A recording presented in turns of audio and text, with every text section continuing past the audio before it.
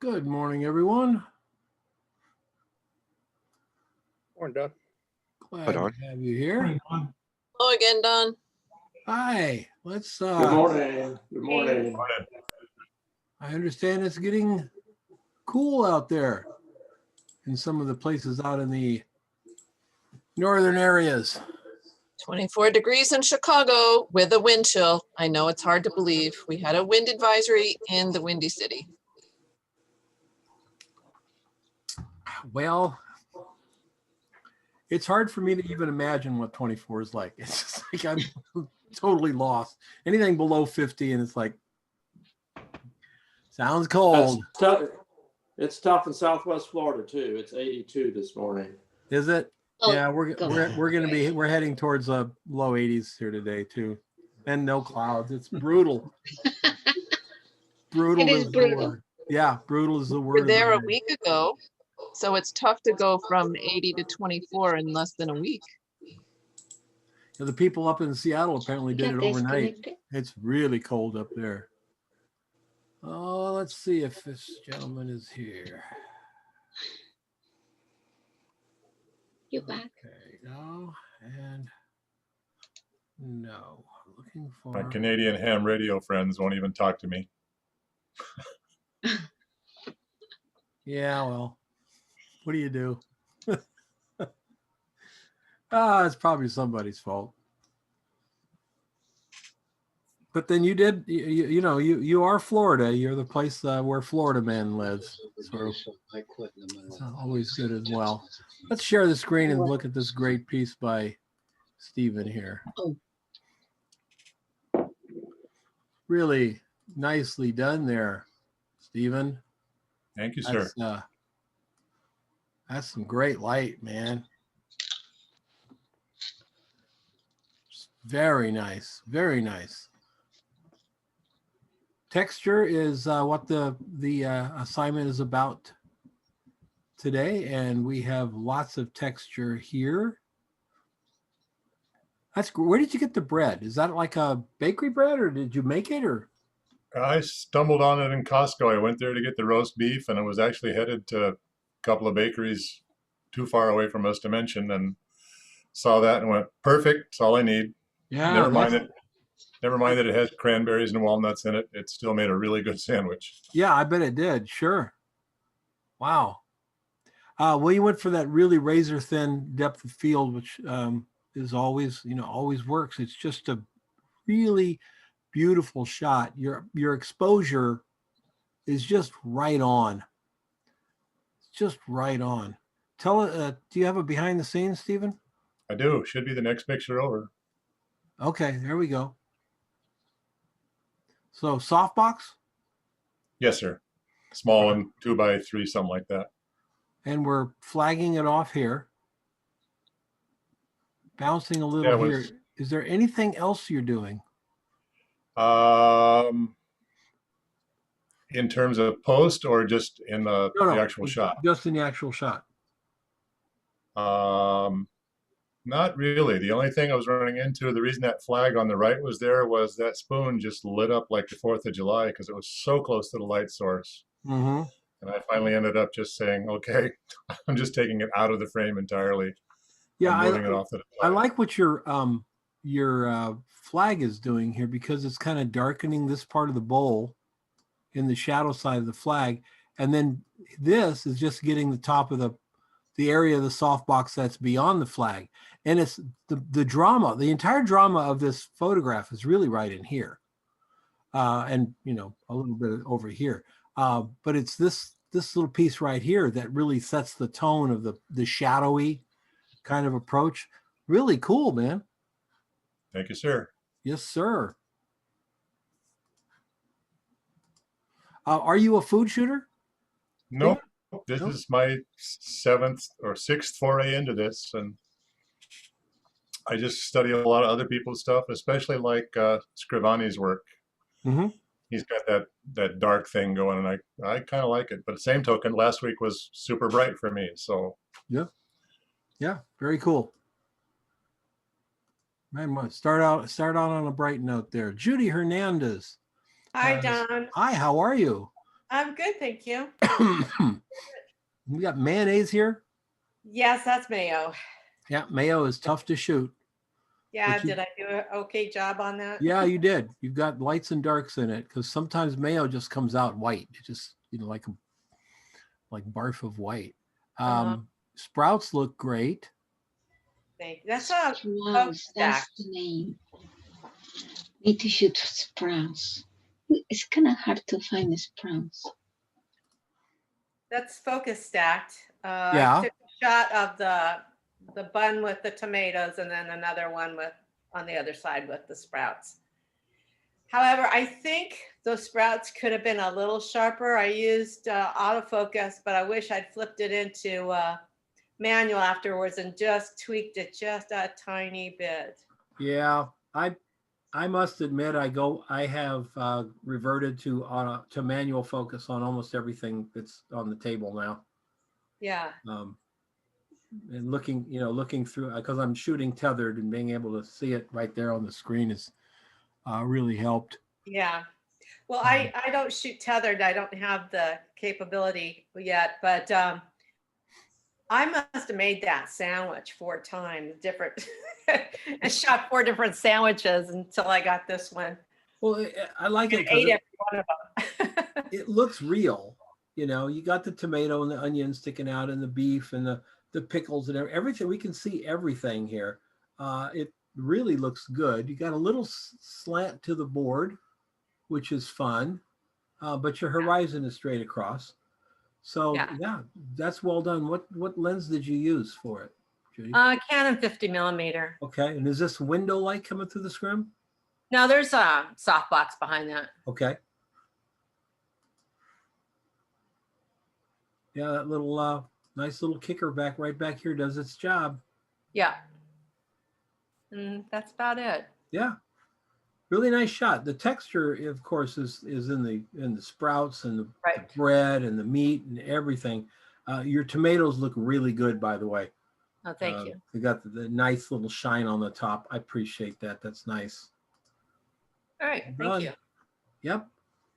Oh, Julie, this is different for you. Yeah, I'm trying flat lays. Yeah, I mean, it's kind of dark and moody, and when I think of Julie, I think of your work as kind of, soft window light and stuff. This is fun. Yeah. This is a really good shot, Julie. I like Thank this. you. I like this a lot. Thank you. Yeah, I did close up of the what they call it bark, but it's not the most appetizing looking close up, but it has a lot of texture. So this is all the ingredients to make what they call bark? Yes. Oh, Pretty okay. easy. It's just chocolate and then you throw all this stuff on it and cool it. That's very nice. Thank you. I want to see what your lighting is. Imagine Yeah. it's a big soft box. Yeah. Did you do anything in post with this? Yeah, I do in post. I sometimes do color effect in Nick, which darkens the outside and lightens the inside a little Got it. bit. and Okay. dog Nice little burning, subtle vignette.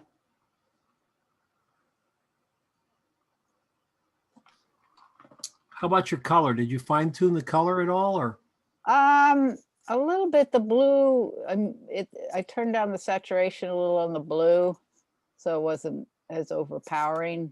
Like it was a little bit of a bluer blue. I just really and then love tried to this. bring up the orange and yellow of the pretzels and nuts. Yeah, I just really love the pretzels, the orange, the warmth of the pretzels Yeah. and the things in the chocolate, and then all of that blue around it. It just builds a really nice looking shot. Really nicely done. What lens? Oh, you got it. 24 at 50. Yes. 24-70 at 50. Okay. Yep. Really good. What do you think about this flay light? Flat lays. Yeah, I've been trying to, they always don't quite come out, but That one did. Yeah, I did. I put it on the floor. It seems to be the only way I can do it. Okay. Very good. Yeah. Tricia. Tricia here?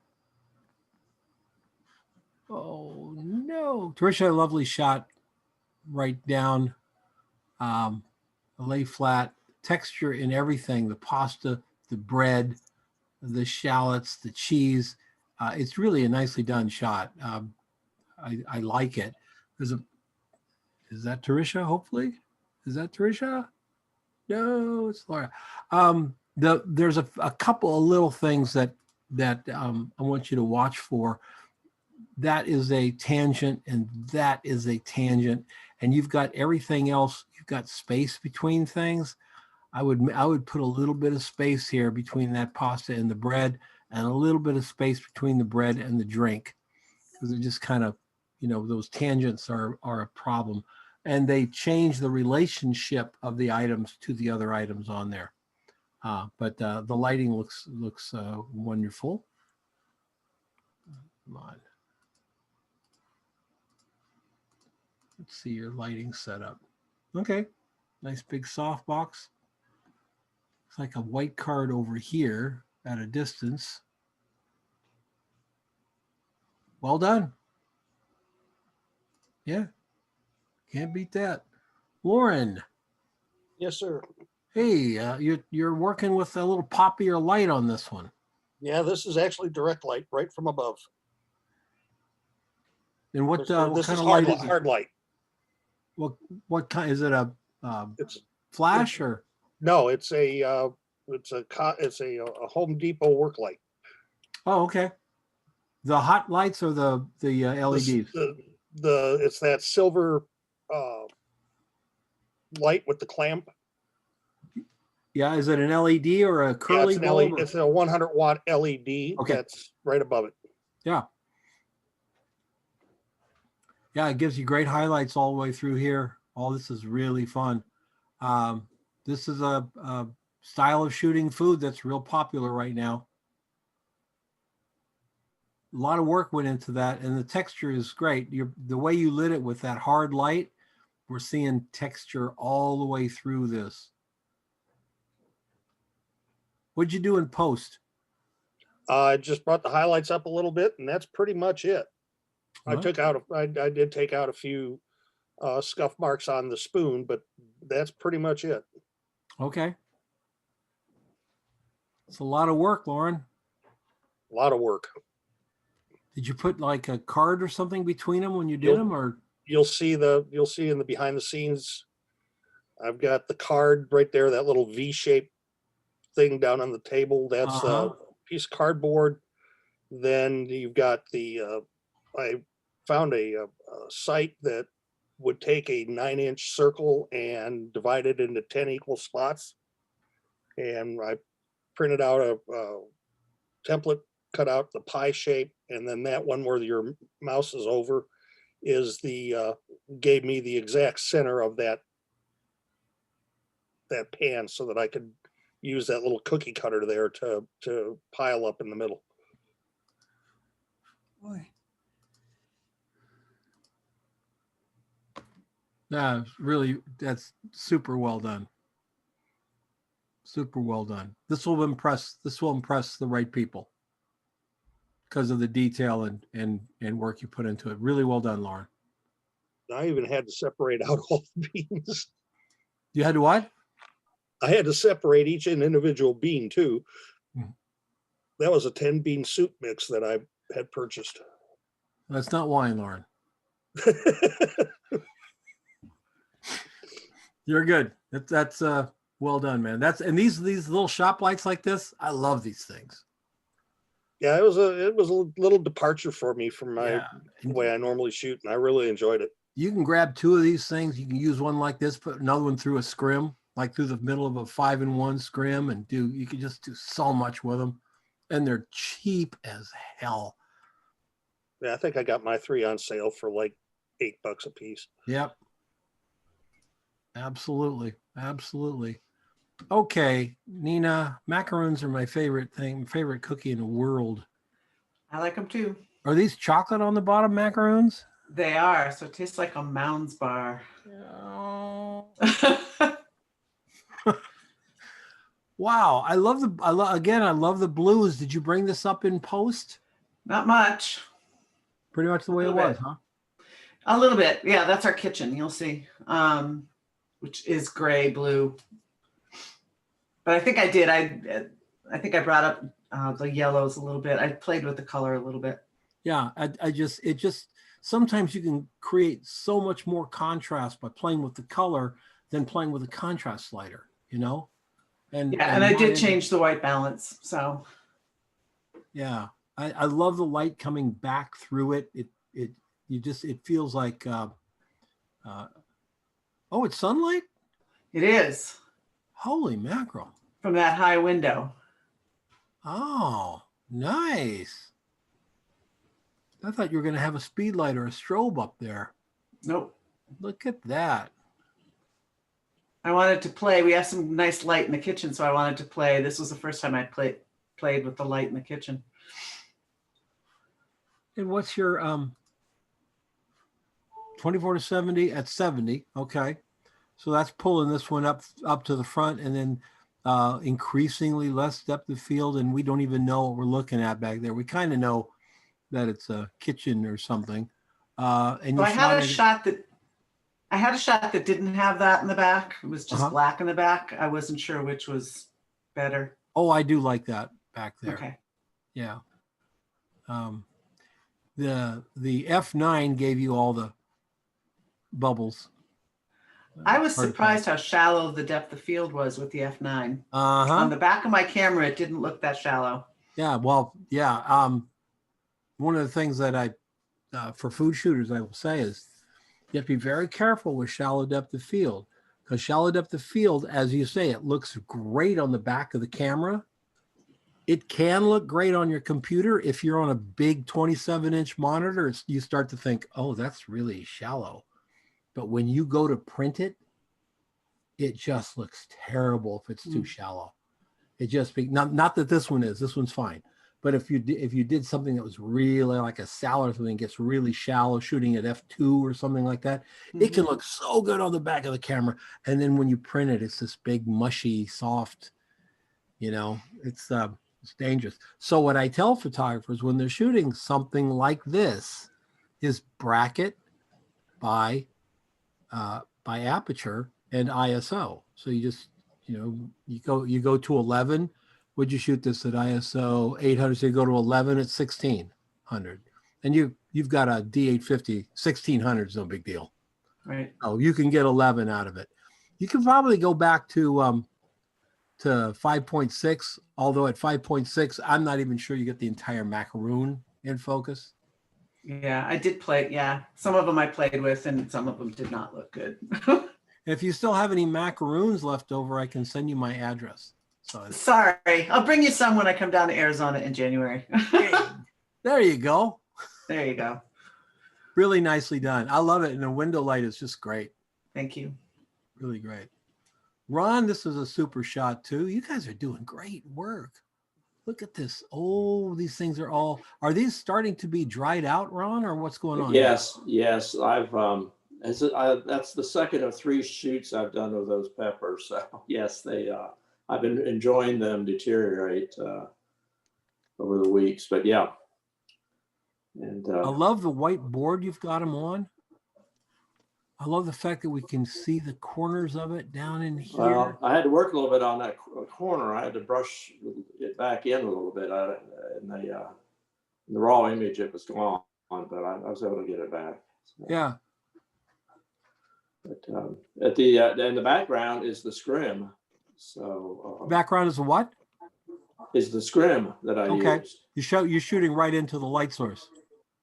Yeah, well, the light source is, as you can tell by the shadow, is off to the left a little bit, but the scrim is big enough to where I could use the right side of it as a background. Yep. So you moved, so your light is heavier on this side than it is on that side of the screen. Yes, correct. Yep. And that's why you use a scrim, ladies and gentlemen. You got that scrim and you can move your light source all around. You can't do that with a softbox. Can't do it with a softbox. I love your fill. Whatever the fill is, it's doing a great job. I don't see any fill here, but I think there's fill in the shot, right? What's that?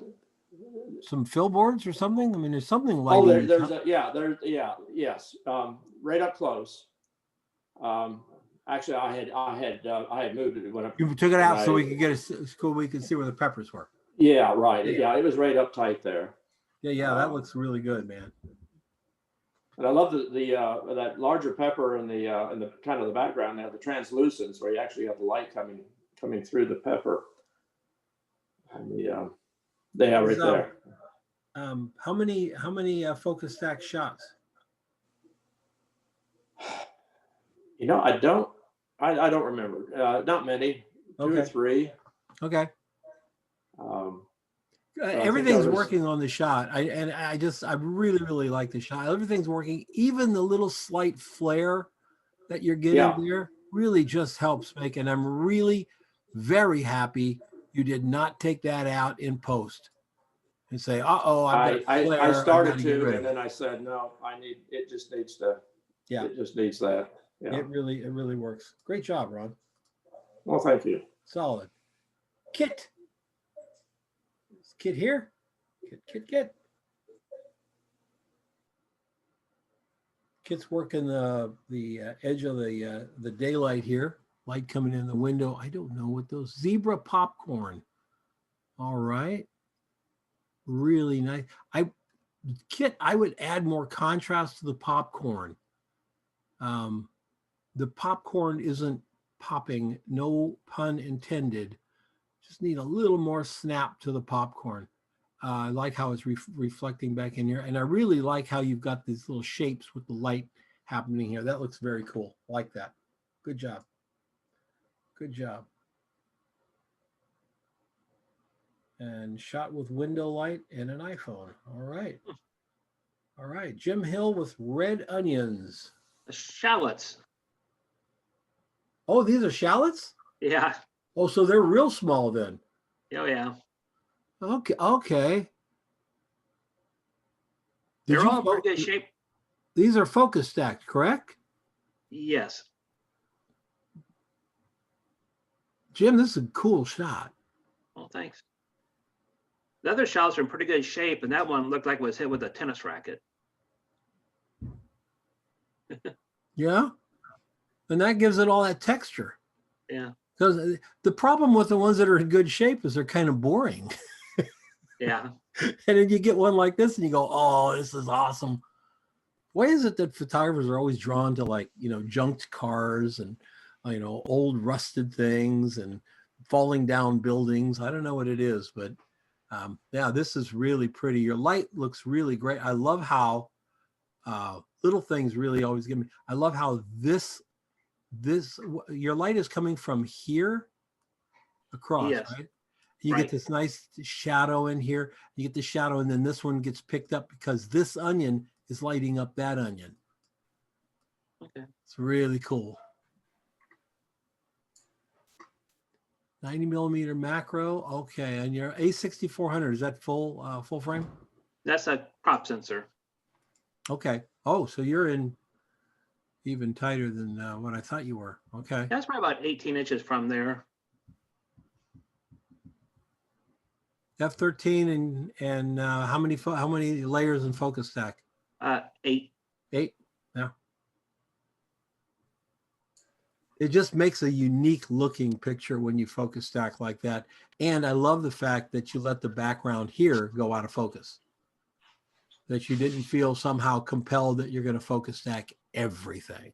Just focus stack the parts that need it. Well done. Shadow detail in post. What are we doing?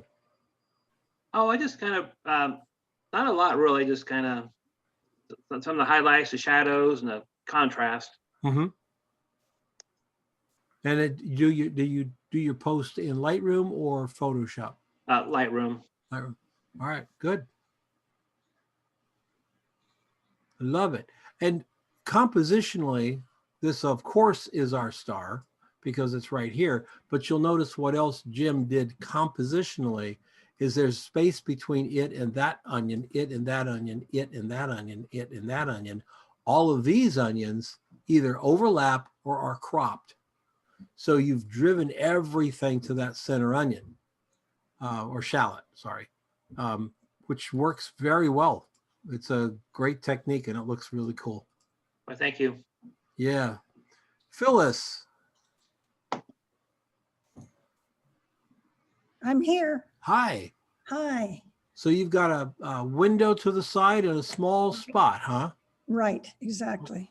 Okay. I'm sorry I don't have background how I That's took all it. right. That's exactly right. My And sources are limited. And you're shooting on black plexi? Yes. And I sprayed it with a little bit of water. The tangerine looked dry to me. Mm-hmm. And I honestly didn't have too much time and I was going to start messing with oil. I didn't know if it worked, so I squirted some water on it. Sometimes the squirting water is fine. In this case, it got on the black plexi, but in this case, it kind of added too. Okay. You know, if you wanted it to be dry, that would be the plexi to be dry, then of course you've got a mess and you've got to clean it up kind of thing. However, it really works well on here. It gives us a little bit of a texture to the plexi. The way to put the water on the tangerines, if you're not going to spray them, is just get a cheap art brush like at the dollar store, those little paint brushes. Yeah. And just dip it in water and brush them. Okay. That's the best way. I don't know what oil does on citrus. I've never brushed the citrus with oil, so I don't know.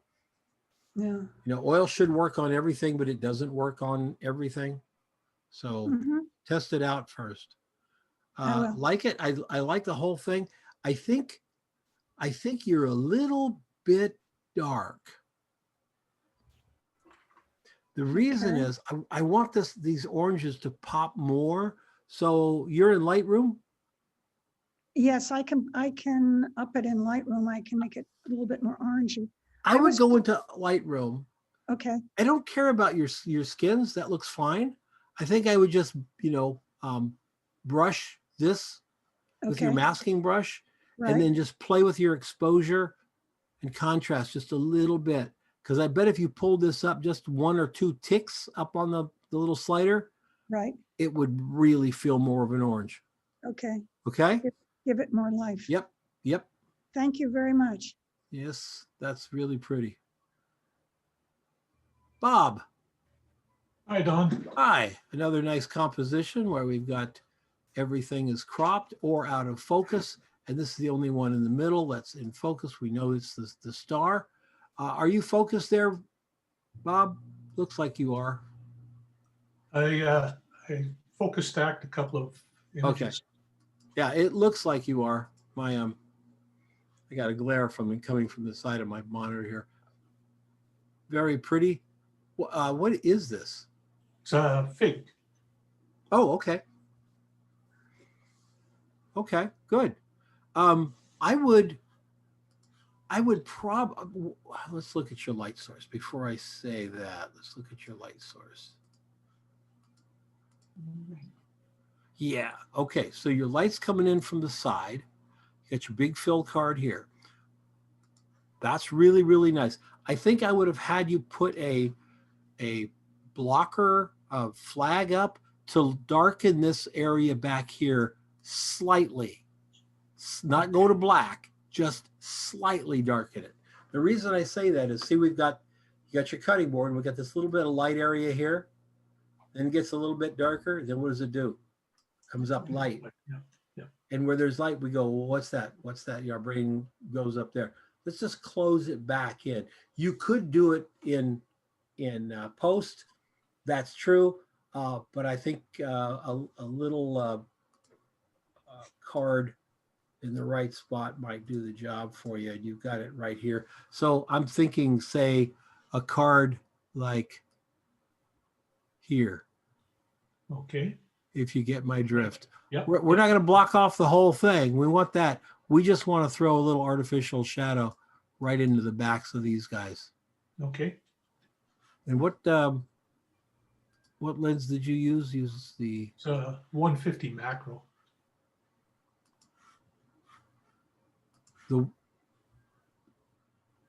the 150 macro. It's a Irix lens. I don't. It's the I don't. manufacturer. And for what camera system is this? It's Pentax. Oh, the Pentax. medium format Pentax. No, it's full frame Pentax K1. Oh, okay. Okay, got it.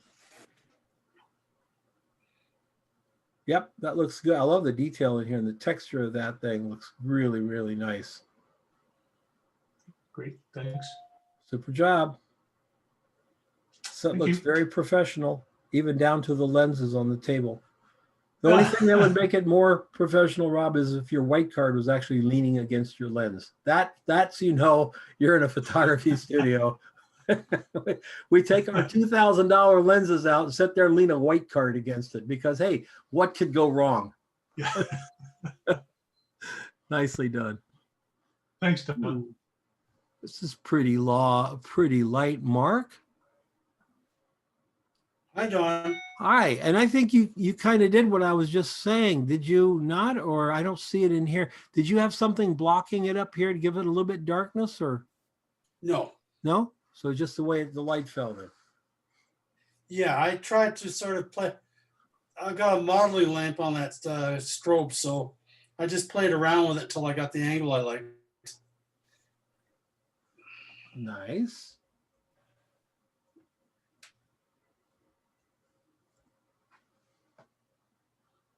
Nice. Here's one thing we're going to fix. You got a beautiful highlight here, right? But you got those little nicks in the tomato.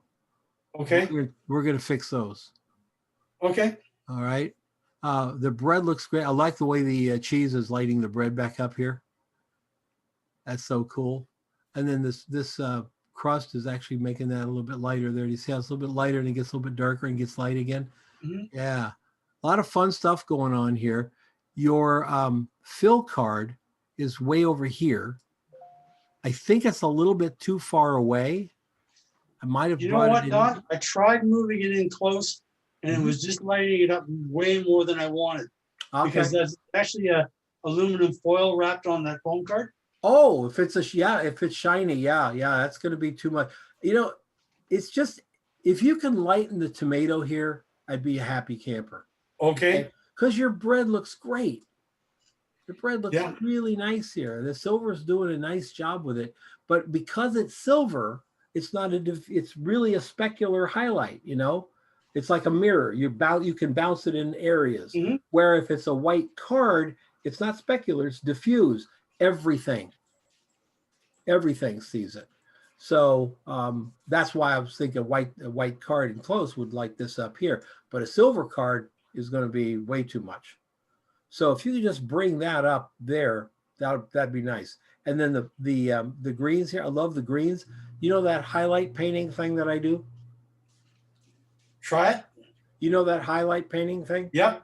Yeah, I would do that in here with every one of these highlights. Okay. Like 1 or 2 brush strokes. That's it. Okay. 2 on the max side. Solid shot. What'd you do in Thanks, post? Don. What'd you do in post? Well, I did a little bit of a levels adjustment in Photoshop, but it was mainly just cloning and healing.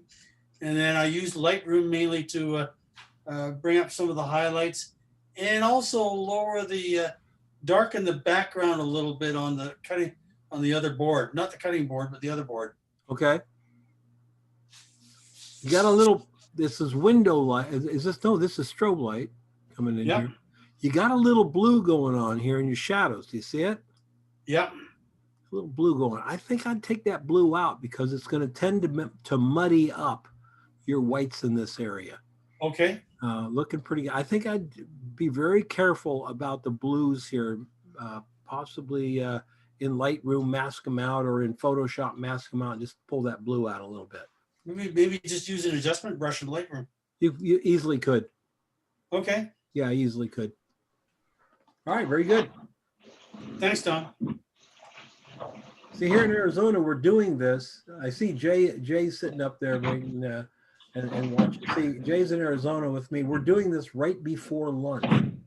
So Jay and I will probably totally reinvigorate the restaurant industry here by about 2 o'clock.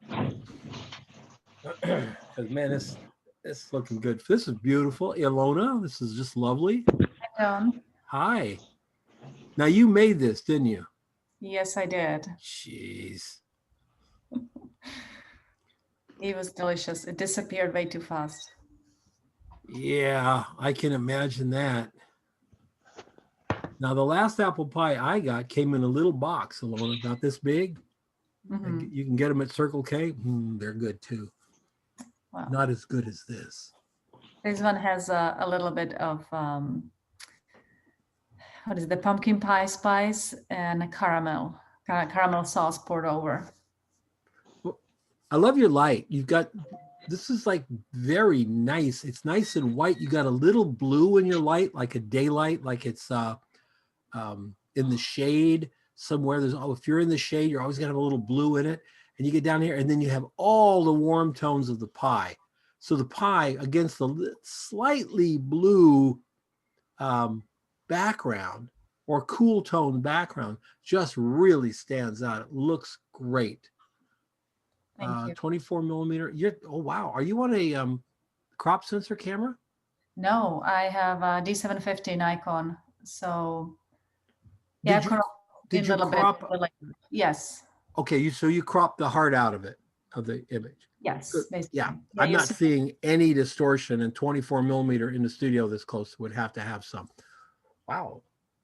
And yeah, the next picture shows you my behind the scenes. So I had a window light. Window, flag. Of all the flags that I would recommend you guys think about as a standard, not that flags are ever standard, but if there's anything that I ever see that really makes a difference, it's this one. Keeping the light off the image on the closest side where the white material is over here, on this closest side, whenever you're using a softbox or a scrim or anything, being very discriminate about what gets to your surface, because that's so much closer to the window than that is. It's a lot closer. And you get in these situations where you start to underexpose to get your detail here, and then this goes way dark, or if you overexpose to get this, that just gets burned out. And the subtle way Ilona used it here, it's just really pretty, Ilona. Thank you. Yeah, it was without the flag. I was blowing out the highlights on a napkin because that's a white napkin. So I needed something to kind of block it up. And it gives that, look how pretty the edge becomes here. You know, a little shadow gets a little darker. The edge goes just a little bit down there. And yet we still above the top of it, we still get plenty of light on the napkin to tell us what it is. It's really, really lovely. Great shot. Thank you. I had to bring out those highlights. I mean, tone them down a little bit in a post because it was a little blown out for my liking. I needed a little more texture there. You know what you can use as an intermediary? So let's go back to your thing here. So the challenge with a flag like this is we have flag and we have no flag, right? So you can go to Home Depot and they'll love you because you're going to buy 6 inches of screen door material. They'll want to strangle you. But that screen door material, take the top of it and unravel it. So it gets real fringy, like on an old fashioned dress, right? Crappy. And then you have once you go from full to a 1.5 stop to a half stop where it's all fringy and up. So you're actually going to make a gradient in your flag. Oh, okay. And you can soften it up or you can go to, you can always go to B&H and buy one of those things for like $150. I'd prefer to go to Home Depot and, spend a few minutes unraveling it. Or heck, send it to me. I'll give it to my cats. They've unraveled my screen door in the back twice this year. So pretty much take care of that for you. Really nice. Just a beautiful shot. Thank you. Lovely, lovely. Tori, is this the yin and yang? It's Jean, Don. Jean, Yes, yeah. it is yin and yang. The yin Because I and thought yang beans of, and rice were, they're pretty balanced. yeah, this is cool. Thanks. Is this a shadow coming this way, or is it just a line in the cloth? It's a line in the cloth. Okay. I struggled with those. Okay, so we got light coming from down here across here. My only thought, Jean, is that you're about a half stop under. Hey, it really looks better on my computer screen than it does on the Facebook screen. Well, Facebook has a tendency to do that. Yeah, if you were a little brighter in the rice, the rice is a little bit tan, and my gut feeling is it should be a little brighter because it's white rice. Am I right, or is it brown rice? I lightened the rice already, but if you think that it needs some more, can certainly do that. Yeah, I think it's a little dark. I'd pull it up just a little bit. What a lot of work went into this. Good job. How did you create a cardboard something? I did not. So the little circles are shot glasses. Not that I condone drinking, but I had some shot glasses. So I Yeah. put the shot glasses down first and then just free formed the rice and beans around it. And it Wow. looked kind of bare on the fabric all by itself. So I threw some stuff down to sort of frame it. I love how you put the rice up against the beans and the beans down here. This is catching that rim up there. Really, really, really nice. Now you lit it from the front side. When I look at it, my brain wants to put this at the top. I had it that way and I didn't like it. Okay. I tried it in every direction. This has been a vertical, it's been a horizontal, it's been flipped 180 from here. And what I found when it was flipped 180 from here, that dark orange line that's across the bottom really caught my eye more at the top, and I wanted to figure out what it was, and that's why it's this way in the final picture. Yeah, it's unusual. But I can put up some of the others that I did so you can see. Yeah, it's unusual to have a shadow go up. But sometimes being unusual is how we catch people's attention, because the image does catch my attention. I just think, not this rice. This rice is fine. I think this rice could come up just a little. So I'll brighten it a little, and I'll brighten the whole thing a little to see if I can make it look better on Facebook, and then give some attention to the rice, and I'll post it again. Well, we got it at a cheap price when we bought that littler tripod that we have. Hey, Todd, you're not. All right. Window light, Jean? No. No, it's one of my little LEDs. I put some notes on there so you would know. They look pretty tiny from here. Okay. So you got two LEDs. You got one up here. I do. That's kind of like your window light coming through here. Yes. And then you've got one over here where we can't see it coming this way, cross lighting. Yep. Cool. Thanks. Those are nice LED lights. You've got the good ones with the barn doors. Yeah, they're fun. I'm having they're relatively new, so I'm having fun playing with them. I've actually added one to my bag. A cheap one, one of those little cheap panels about this big. Yeah. You charge the battery up, the thing will run for 6 hours. Right. And I found that I can, if I'm doing portraits in the shade, I took my granddaughter and we were in the shade, and I thought, I wonder, and I pulled it out and I just hand held it like this. And there's enough light that it gives a really pretty fill. I was really pleased. I like that you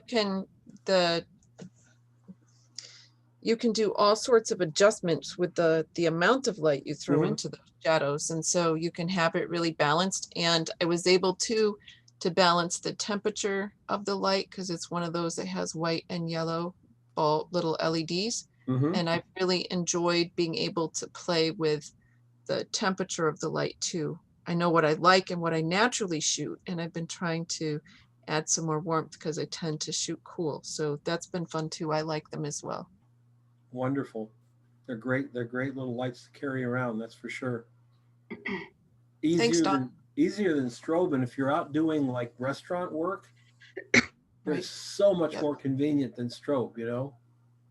And newer has been including these really cool bags, and the pair that I have now also came with in like a styrofoam kind of thing, so I don't have to worry as much about them being banged around if I'm Yeah. portable. Nice. So that's cool. Thanks. Yep. Sarah, those are the biggest, it's the biggest s'mores I've ever seen. This image has given me fits over the last 4 weeks. I've been trying to get it, trying to get it, and here we are. At this point, I'm thinking those marshmallows are pretty hard after 4 weeks. Yeah, no, we've gone through a bag at this point as well. Oh, I was going to say you could probably throw these and go right through the side of a 57 Chevy. I don't know why I thought of a 57 Chevy. I love the light. It's beautiful light on the liquid. It just looks really nice. Colors are great. You've got this color of fire. You're not showing us fire. You got the color of fire. Now, what's been giving you fits? Oh, I'm just trying the composition. I tried one with sticks and, marshmallows flopping around the background and chocolate bars, and I didn't like the way it looked. And I actually was also trying to do the fire thing, and I think too much of the orange was hitting that image. So then I did this one square on Thursday night and didn't like just the front look. And then I went to bed and I'm like, let me try it on an angle. So I got to this one yesterday.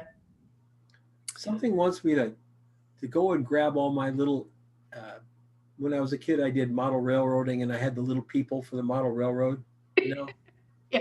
Put them up there in a little ladder, coming down. Yeah, that's really cool. Your exposure on this is just, I think, dead on. Absolutely dead on. Cool. Nothing looks too dark. Nothing looks too bright. It looks exactly like you did it. You char broiled it with, what did you use? A little flame, Yeah, like a creme brulee torch type thing. Yep. Yeah. Looks really, really tasty. Good. Thank you. And I can see over here by your behind the scenes shot here, it's not a very big thing. I mean, it's just regular marshmallows. Yeah. I used a macro. Yeah. Ooh, that should say 100 millimeter macro, not a 10 millimeter macro. I kind of figured that. I think a 10 millimeter macro might make an entirely different photograph. Yeah. The top of looks like the top of the thing is way It up. looked like the behind the scenes. Yeah. Yeah. Yeah, cool. Oh, yeah. All right, really nicely done, Sarah. Thank you. Nicely done. That's a nice welcome addition to your portfolio too. Yeah, I'm eventually happy with the way it came out. Yeah. I just noticed when you popped it up on this screen, and I didn't notice it last night, that divot in the wood. Should I clone that out? Is it distracting or is it just bothering me? Yeah. I would. Yeah, I didn't notice it until just now, and I was like, oh, and my eye keeps dragging to it. So Actually, I didn't notice it because it's behind my microphone, so I'm going to turn that down here. Yeah, I would take it out. Okay. It doesn't bring anything to the picture. Yeah, it'll take 2 seconds. It's too big of it. These little ones like that, they're fine. Yeah. I showed texture, so I like that. But yeah. Okay, cool. Thanks. You bet. Arnold has a whole plate of texture here. Hi, Don. Hi, everyone. Cheese and rough breads and all the way through. And you got your bubbles in there. Good man. Good man. All right.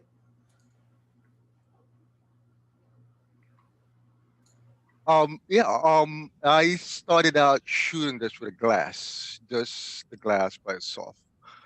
And I started just adding things to it. and I shot a wider one. I don't think that worked just as well. Yeah, I was just too busy. You know why? I can see it instantly. This remains the same. I don't see much difference here, but that is outrageous. Okay. That is outrageous. That's like, whoa, what the heck is going on there? And it becomes, there's just no way you could stop looking at that. You know what I'm saying?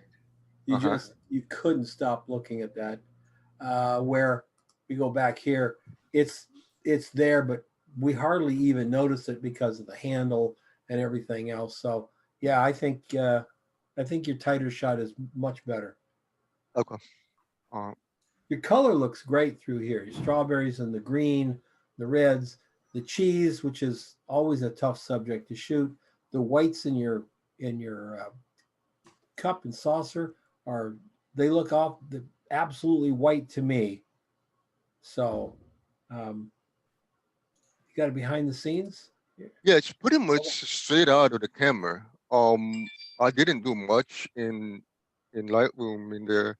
It's just removing the dust. That's basically what I did. I'm in Phoenix. I know all about removing dust. Yep. It's basically dust on the background there. That's all I did. I mean, I wiped them off and then they're there again. So that's basically what I did. And I know you do a lot of tabletop work, Arnold. You All should right. go on Amazon. I believe Amazon has them. They're called static brushes. Okay. And they're a little brush, and they have a little bit of like radioactive stuff in it. I mean, sure, it's very small, but when you brush it, it actually the dust spots will like an anti. You know how like when you hold a negative to a negative magnet, you can push the magnet around. That's the same thing, and it will charge. It will sort of statically charge your surface so that the dust won't adhere to it. Okay. It should be able to keep your surface clean for about a half an hour before it goes away. Okay. But yeah, so if you anybody who's doing a lot of tabletop, think about getting a static brush. Really pretty, Arnold. Thank you. And you've got a 300 watt second inside a strip, and a white reflector, and white bounce cards down here at the bottom. The scrim did not really work because it didn't give me enough contrast. There was not enough fall off that I had to use a strip light. Yeah, there are times, folks, when the light is too soft. There are times when you go, this beautiful soft light, but it's just too soft. We talk a lot about soft and beautiful light, but if it's too soft, it can become boring. And if it's too uncontrasting, it's too soft in the contrasting, that can be a bit of a problem as well. Sometimes that happens because the light is too far away from the subject. The closer you have the subject, the faster the light falls off, inverse square law, and you get a gradient of light more naturally than you do if you pull it all the way back. And I noticed, I want to point it out, whenever you're doing tea or coffee or anything like that, you want some bubbles here, because bubbles say freshness. Bubbles say freshness, and gives you the idea that the tea or the coffee was just freshly poured. Really pretty. Lee, that looks looks like a fort for some kids. There we go. Okay. You got some cool light. What do you, we got a hard light from the back? Yes. That's this one. That is this yes. And well, the soft light is from the onion, and then the spit light is a highlight in the back for texture. This little strip light here? Yeah. Okay, and that is doing the background? That is doing the actually top of the onion. Top of the onion. All and right. The spit light, I handheld it. Okay. So the highlight in the back in the green area, that's actually the spit light. Okay. This is a texture assignment, and we've got some nice texture thrown through there. and the onion itself right through here, and even the surface of the whatever that is. Is that a chair or something? No, it's paper. Paper? Even It's just paper. yeah, even the texture, all I love this through here. This line, these lines are being brought out by that light at the top, catching it and just highlighting every top part of the line. That's cool. And then the colors, this wild purple against the greens. Wow, that pops. What lens, Lee? 35. 35. Okay. Now, what does F2RWR mean? That means that it's a fixed lens, water resistant. WR is water resistant. Oh, okay. Casey onion leaves. So so you're using an F2 water resistant lens. Right. Is it a Nikonos lens? No, it's a Fuji lens. Oh, Fuji. Okay. Yeah. Nikon, I was thinking the Nikon Nikonos lenses, when you take them out of water, they've got really weird distortion to them. And I wasn't seeing that here. I see what you're using. Cool. Very nice. Thank you. Thanks. Thank you very much. Pickle Man. It's really cool, Greg. Exactly what we talked about. Exactly what we talked about. And when you do get a negative reflection in the fork, it's the pickle.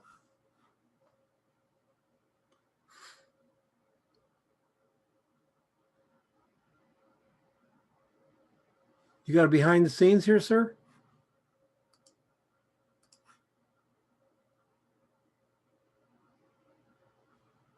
Greg's got audio problems for some reason.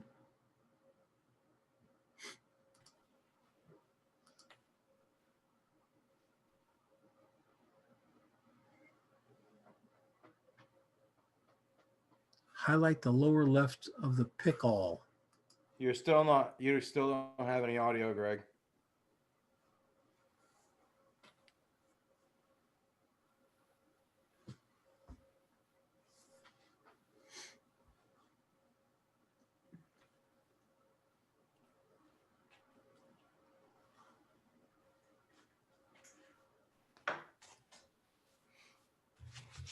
Hey, Greg, maybe quit the session and come back, and I'll watch for you to come back. We'll come back to your shot.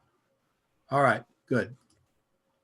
I'm gonna talk to Greg about it. Joe Cosentino. Hi, Dan. Hey, how are you? Good. All right, you're quite oblique on this shot. Coming right across it.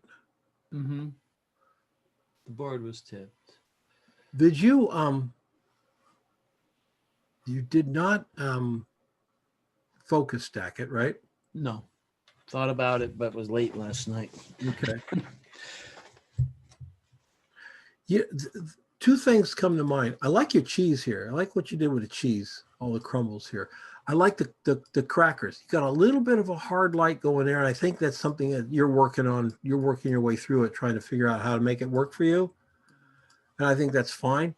However, I think this bowl is so far back, and this is so far back, they feel disconnected from what's going on up here. Okay. I'd bring this guy all the way up next to this. Originally, the honey was on the board, and I thought it was too crowded. I wouldn't put it on the board. Put it Just right bring it behind up. the board. Okay. Yeah, right behind the board. And the same with this. They just feel like they're way out there, and then the horizon is all the way up there. So there's all this space that doesn't really help the photograph. Doesn't necessarily hurt the photograph, but it doesn't help the photograph to have that there. And that is in a very, that's dead center of your picture to have all this dead space. So I think that while what your lighting is great, I think your idea is going to work fine. I just would tighten everything up, just kind of squish it from the side and get it in there a little bit tighter. Okay. Okay. Yep. Is this still set up, or did you take it down? Most of it's still set. I imagine the cheese is put away. Yeah. Yeah. Yeah. And that's good. It is good. Yeah, Uh, I can reshoot it today. Yeah, cool. Yeah, do that. Let's get it. Let's tighten it up a bit. All right. Okay. All right. Very good. And Greg, you got audio?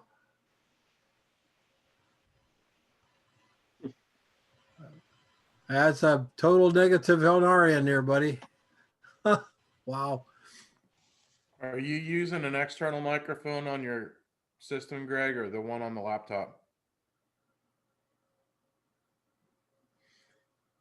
I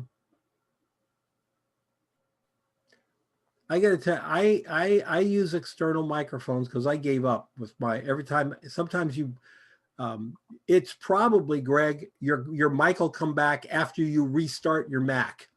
It's like just locked out from the Mac, which is a big pain in the butt. But I love external this little, I don't know if you can see it if I bring it up high enough. This is the Blue by it's called a Blue. I think Blue is the company that makes it. They also make the one called the Yeti.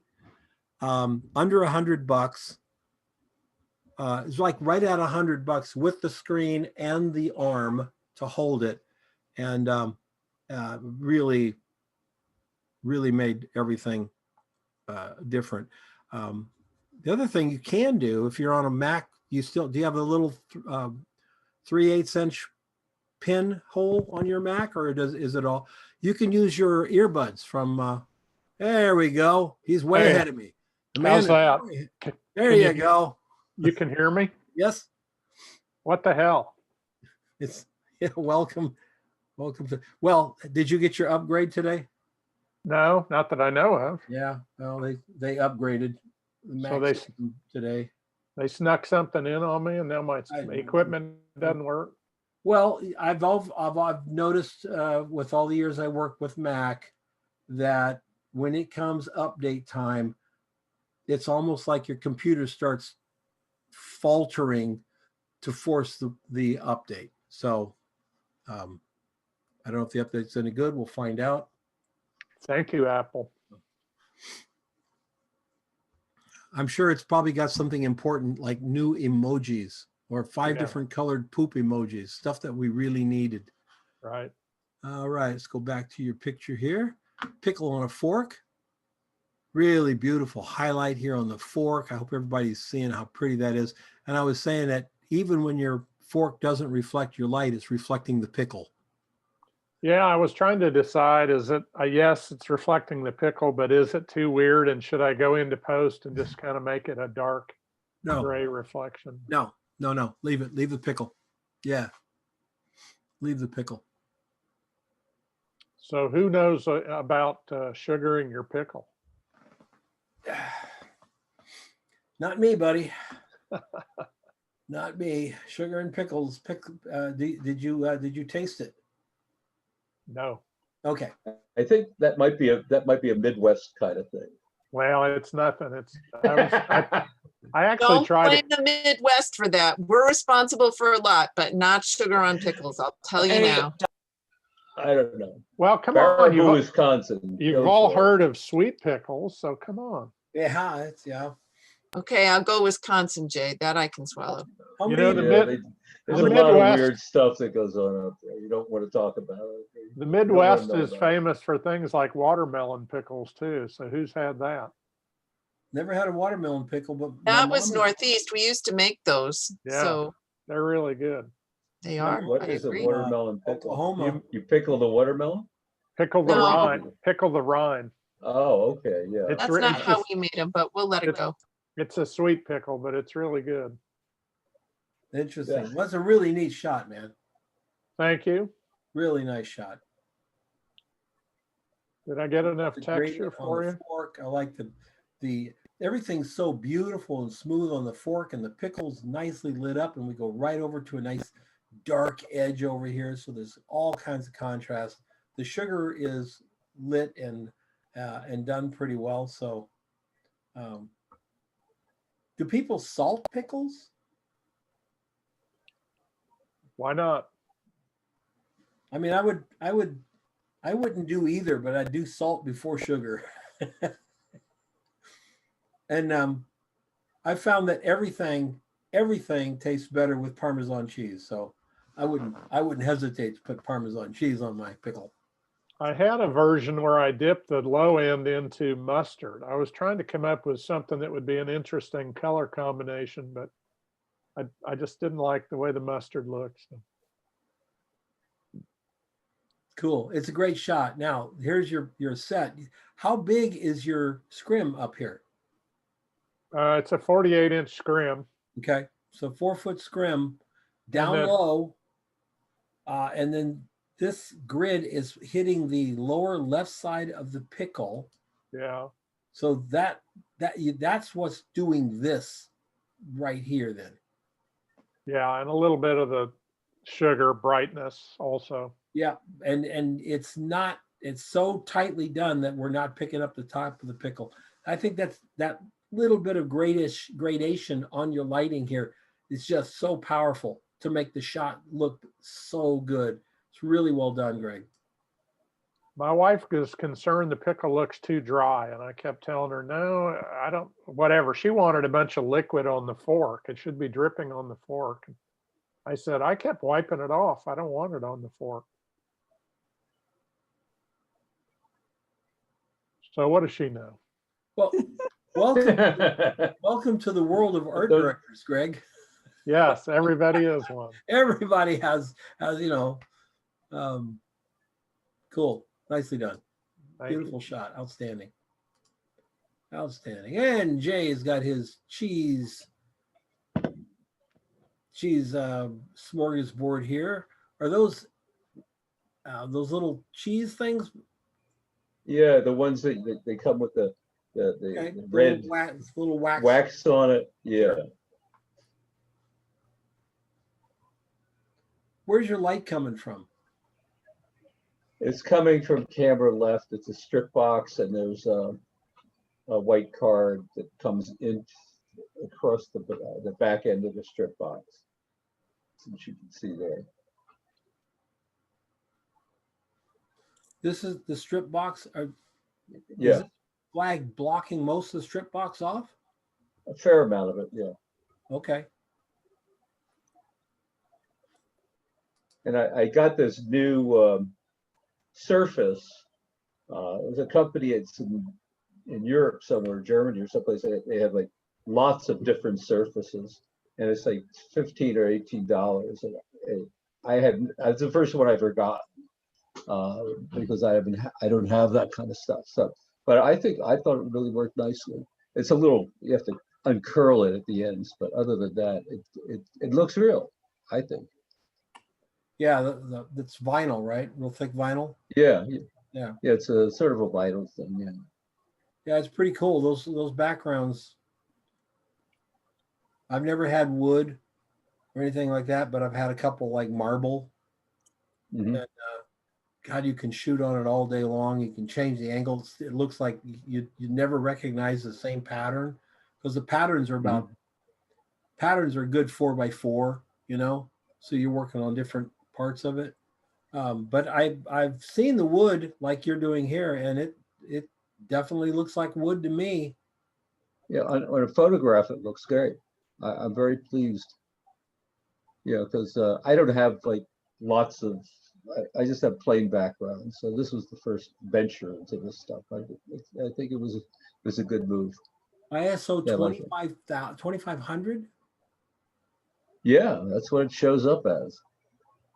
I was a little surprised. I think it's partially because I had it at a 30 f32, so that probably cut down, made the requirement for more light. I didn't realize that it was an f32 until afterwards. Yeah. So makes it sharp, but it requires. Yeah, I was going to say you could certainly come up with better ISO than 2500, but I guess on your Fuji, it's probably still a good ISO anyway.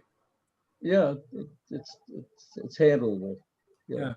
Jay, did you color grade it, or the light? Is it just because of all the natural light that's hitting it? I color graded it some. Okay. to Yeah, bring it looks out. redder on the top and bluer on, like magenta on the top and a little blue-green on the bottom. Yeah. Yeah. Nice, Jay. Thank you, sir. Thank you.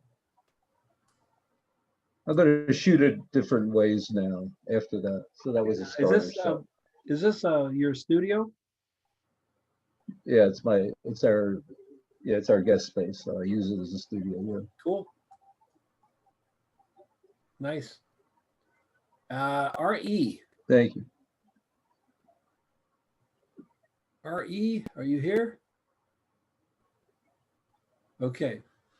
All right, a couple of little things, RE. Want that horizon down to there. We just have too much space up here we don't need. That plate coming out there. Fork looks great. Looks really good. Color here on the berries looks very good. I'm gonna fix that berry right there. Fix that little berry part right there. The rest of the berries look fine. I don't see any real problems with them. I'm going to fix those up a little bit. And then be very careful. I want you to move this berry so that it breaks the top of the plate. So move it up, because right now it's coming right to the plate and there's a tangent there. There's a point where the berry in the foreground becomes part of the background on that edge. Tangents are not good to have. And in this case, it's just so simple to fix. Push that strawberry back a quarter of an inch, and you're going to come up and break through that plate and into your own space there. That'll make that much better. Light-wise, light looks pretty good. I don't have any problem with the light. Yeah, I don't have any problem with the light. I think the light looks pretty darn good. All the highlights looking good. The shadow dropping forward. Shadow might be a little deep, but I think we're good. All right, RE. Thank you, sir. Adam. Lael. Hi, Don. How are you, Lael? I'm doing great, thanks. Looks like a nice sandwich, and I'm really happy you got down low and shot up at it. Looks good. Your Coke, when your Coke's in the background, it's better, not best, but a little better, to make it look like it's wet. So you got the texture back there. The way you do that, just dab your finger slightly into Vaseline, just regular Vaseline jelly, and wipe it all over the Coke bottle. Take a soft rag and gently wipe it off the Coke bottle, and then spray it with a spritzer. And the water will beat up on that petroleum jelly and stay there, so you can get a shot or two before it starts to run down and everything. Okay. Did you focus stack the sandwich? I did. Yeah, it looks great, man. Right to the sharp. Look at that, just right here. Tight sharpness all the way through. Texture is beautiful. We've got the sprouts here, and are those zucchinis or no? Those are yellow bell peppers. Yellow. Okay. Tasty sandwich. Mayonnaise? No, hummus. Oh, okay, hummus and a couple of chips over here. Very nice. Beautiful highlight through here. I want to see how you lit it. And I love I love the fact that you're giving us an angle. This is the angle like a 6-year-old would see at the edge of the table, looking up like that. Yep. Yeah, cool. It's also is this okay, sandwich behind the scenes. All right.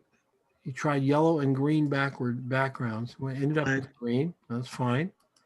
I also shot it white. That's that strip box. I mean, the softbox in the back there was actually firing too, and that's how I got the highlight on the Coke bottle. And then also that little softbox in the back. Is this a softbox? That's a softbox, and it was firing also. I tried it just white on white. Then I put the green board up, then the yellow board, and I like the green best. Okay, here we go. That's what's doing that right there. Right. Got it. Okay. And then laying down on the left is my speed light, and I have that diffuser thing stuck on it. I couldn't get a whiteboard in close enough or anything to really get any light on that left side. So I put that speed light right there, and it seemed to work pretty well. And what is this one doing? It's firing into this, I have a 4-foot scrim, and then I have a 2-foot scrim. And then I also have, you can't see it, but I have a black card between the two, taking some of the light off of the. Okay. So this is going into the back of this scrim. Correct. And then this scrim is in front of that scrim. Correct. Okay. Let's go back and look at the shot. Really nice. I really like your backlight, that little sliver of backlight, because I mean, you know, that's just really nice coming in here. Thank you. Look what it's doing to the seeds. Look at that seed there. It's got a highlight on the side of it here. Side of it. Yeah. And this little highlight on the onion and the tomato works so well to bring out not only the shape of the sandwich itself, but then the small textures within the sandwich. The bread looks great. The sprouts look great. Everything looks very good. Thank you. Mm-hmm. Who's up next? Kareen. Morning, Don. Good morning. Kareen, I'm going to have you hold off for just a moment. Okay. And I'm going to come in here and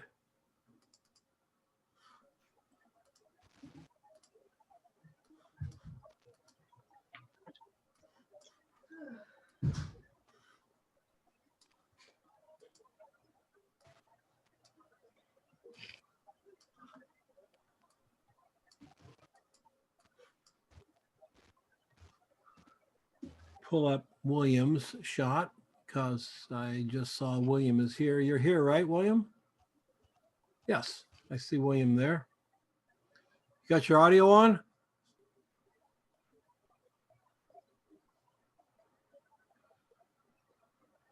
I'm not, there we go. Hey, I'm here. Sorry, I was having difficulty. All right, so this is a really nice photograph. Love the light back here. Yeah, I was having trouble with composition. I was going for something bigger and my color, and then I just pared everything back and went simple, and I liked it. Mm-hmm. It is nice. Now you've put a lot of things around the center area, and there's not much there. Yeah. This might be a great place for a sandwich, or the beginning of a sandwich, or a piece of bread or something here, because everything here, you got great leading lines, you know, everything's, you know, bringing us to this point here, but we're getting here and there's not a whole lot there. That is not in and of itself a big problem.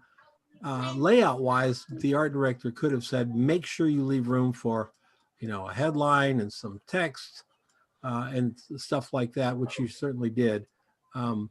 So that is fine. You have another picture here. Yeah, different angle. Well, it's not just a different angle. It's a whole different photograph. Now that's your subject. The bread is your subject. The reason the bread is your subject is that the bread is in front of everything. Yeah. Covers that. Going for that hero, yeah.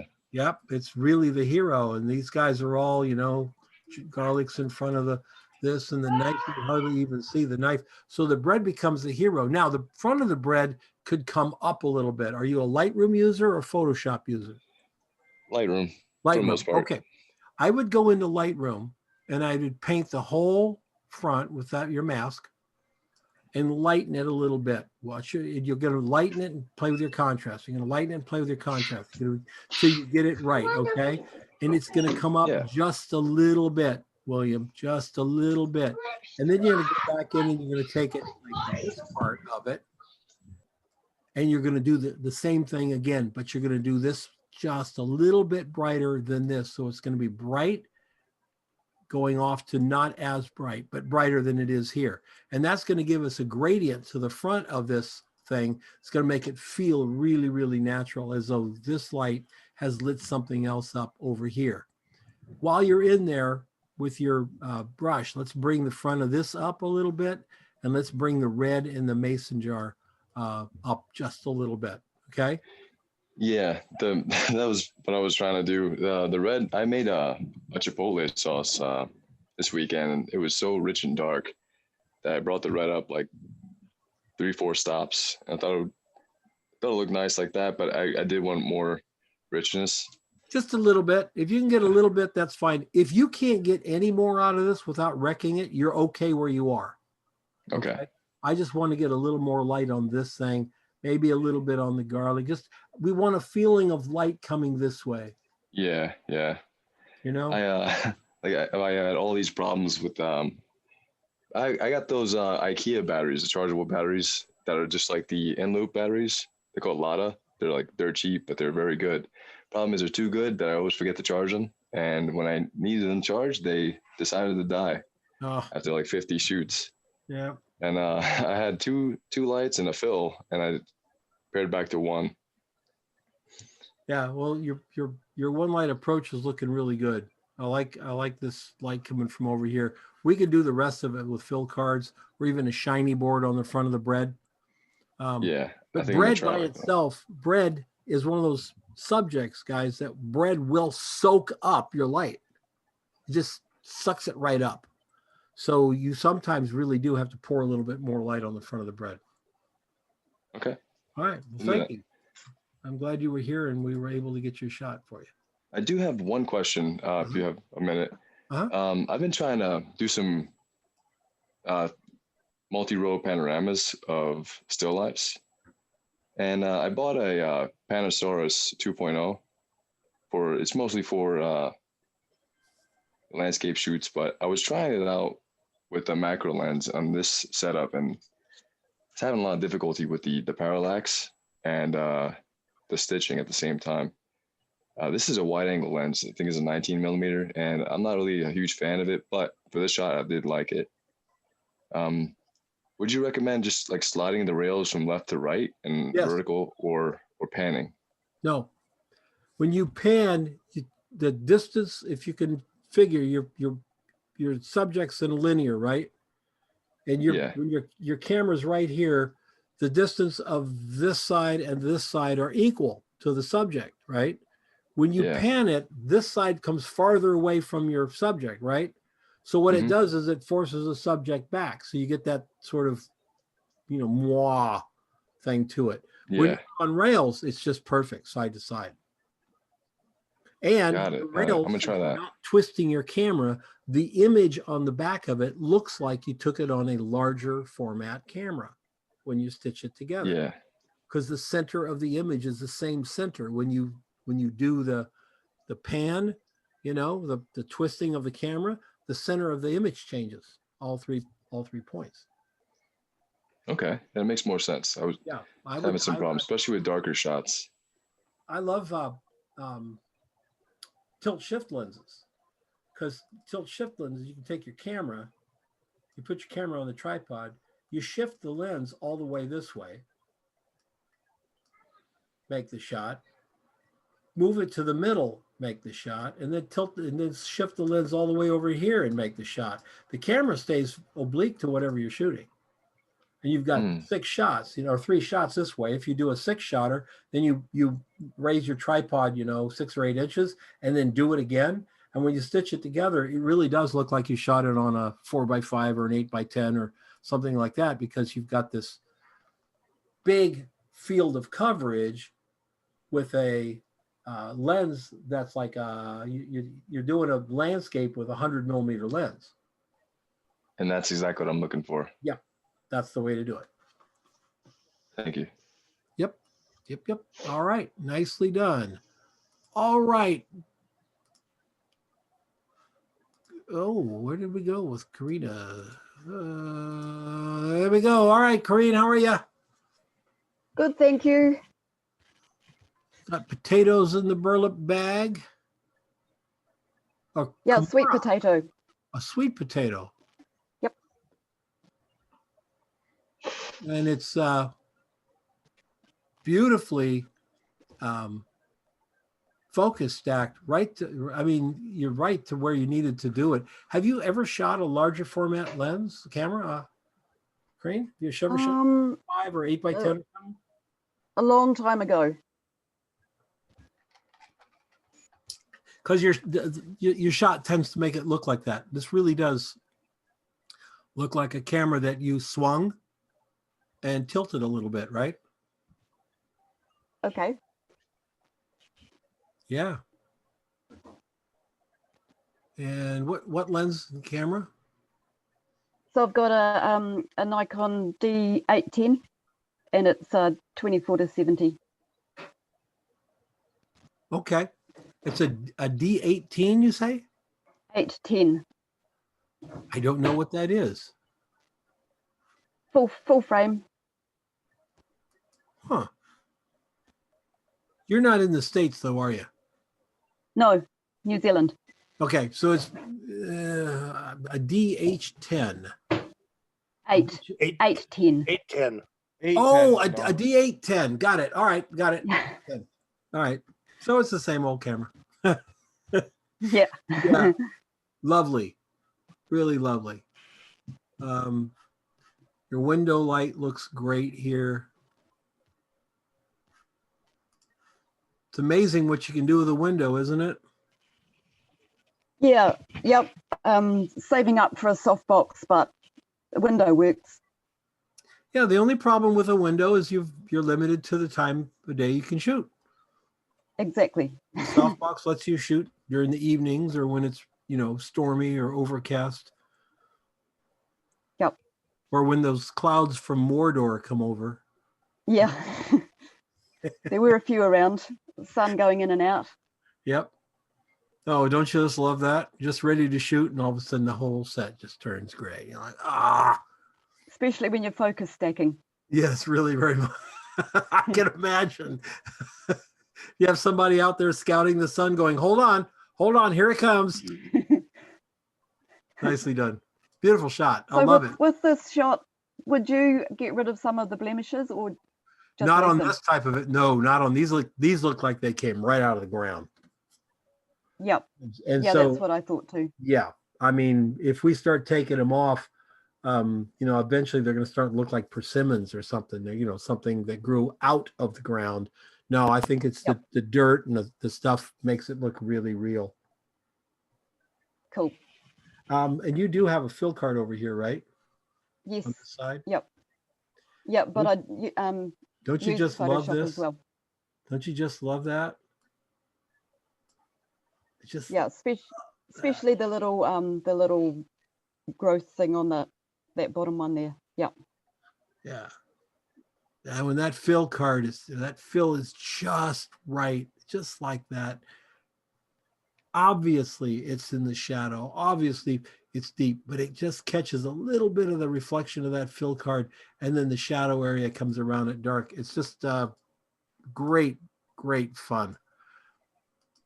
Great fun. Little things like that get me excited about it. Denise, this looks like some sort of peach something. Denise, are you here?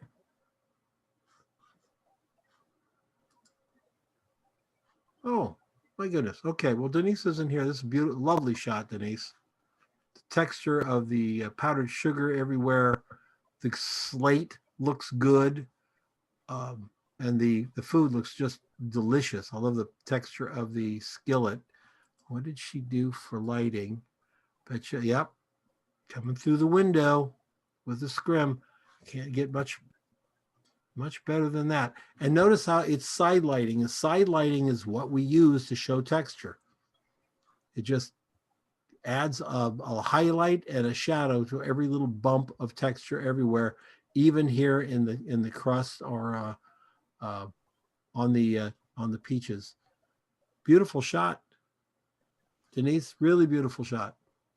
Jan.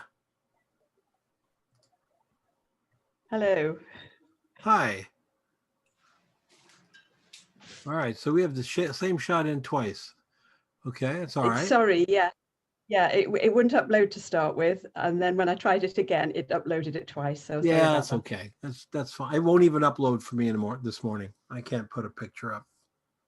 It won't let me. Wow. This is I love you front of your lime there. Looks great. This lime looks great. Highlight on your lemons and your limes. Looks great. I think your horizon's a little bit too high, but we're gonna let it go because it's not that much too high. I would have put your horizon here, Jan, Right. so that all of the fruit was above the horizon. Okay. Because at this point, we have that much background that we don't need to see. Right. Does it Okay. hurt this shot? Not really. Not really. I think it looks really, really good. I love the highlights through here. Did you focus stack this? No. No, I didn't. No. Yeah. Yeah. Texture on the lemons and the limes looks really fabulous. Good. And your behind the scenes shot somehow got loaded at the top. Oh. I have no idea how that happened. Oh dear. But hang on for a second. I'll go up and let's see. Did you ever notice that when you're in the images in the album, there's no way back to where you were? Oh, well, I don't know my way around anyway. So. Well, it's like you want to go to the Facebook engineers and go, you guys notice that when you're in the album, there's no back to the beginning of the album button. It's just not there. So I have to go all the way back to the beginning of the entire thing.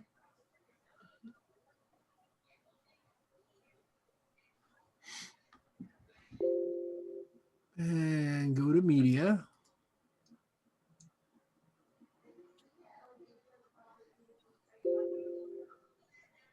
And go to albums. Don, usually the escape key works for that. And there it is. There's your shot. Yeah. The escape key. Yeah, and they move the X out in the upper left-hand corner next to the red F or the blue F. Uh-huh. The X should take you out as well, back to the album. Yeah. But if you're okay, here. So we're in the album. How do I get back to the page we're on? Should be scroll down to the one you want. And it's not scrolling, is it? Nope. I can scroll down here. Yeah, but how keep do I going. get back to the home page of the food class? Oh, click on your groups icon and you just have to go back to, there's not an easy way to do it. It's True, gotta let there isn't Facebook. an easy way to do it. See, you got to go back. You got to go back here. It's like, Yeah. And we're fooling around. We just lost Jan's picture. But you know what? I think if I was creating a community page for 40 million people, I'd have a little bit better way to do it than go up to the groups and start over. But anyway, all right. So you've got a big old octa here. Is it snowing on your octa? What the heck is going on here? That's the flash when I took the behind the scenes picture with another camera. Oh, got it. So the it's just a flash flash. reflecting on the thing. Okay. Yeah. All right. So this, and you've blocked it there beautifully. Fill card, black. Everything looks good right here. Totally happy with that set. Go back to the picture, see exactly how it works. That's really nice. And the thing that you look for when you're cutting lemons and limes is to keep the front of that thing nice and bright. And we've got to see the freshness of the cut. So it's a little bit wet, a little bit shiny there. Yeah. And you've kept it very well. Okay, thank you. Really good. Hey, here's another one. This one looks, anyway. Hope it's the same one. Wouldn't it be terrible if I went, oh, and this one, the horizon's absolutely perfect. But I don't like the light over here. Very nice. Very nice. Okay. Ah, assignment 6, food and textures. Carla is a wonderful shot. Look at that rice and the Carla. What is the background? What is it sitting on? It's sitting on like a paper. Okay. Yeah. Yeah, it's one of this that it's a wallpaper actually. Okay. Looks really good. You've lined, you kind of line these things up pretty nice. This is going to be sushi, I take it? Yeah. All Yeah, right. exactly. Homemade Yeah. sushi, so it's not perfect. Yeah, look at that. It's just, there's texture everywhere, from the sushi itself to the background to this great little, I guess it's like a placemat or something, bamboo placemat, Yeah. to the Yeah, rice. exactly. Yeah, it's really nice. It's got a, oh, I love your, oh, I love this shot. Yeah, I did too, but I mean, I thought the other one looks cleaner.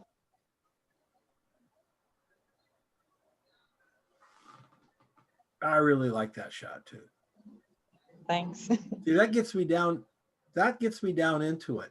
I'd put this shot next to that shot. Absolutely. Do you have a portfolio? Yeah, I do have a website. There you go. This shot and, oops. And, oh yeah, this shot here. Yeah. Okay, so next to each other. Yep. Pull it up in Lightroom, maybe one tick. Okay. Okay. One tick. I think we could come up just a little bit more. Okay. We've got this down in here where it's dark. All this, Okay. you can barely see texture. You see that? Yeah. I would take your